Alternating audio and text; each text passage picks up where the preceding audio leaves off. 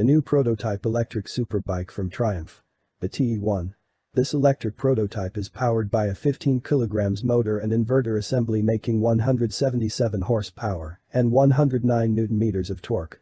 The bike can accelerate from 0 to 100 km per hour in just 3.6 seconds and reach 160 km per hour in 6.2 seconds.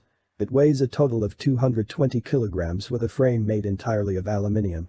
The charging times are quick as it takes a mere 20 minutes to get to 80% from 0, and, on a full charge, Triumph claims the TE-1 can achieve a 161 km range.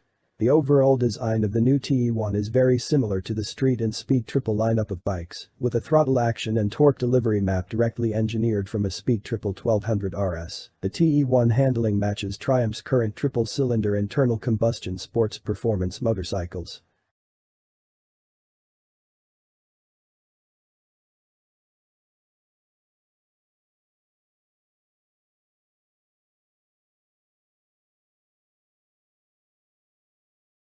Strong.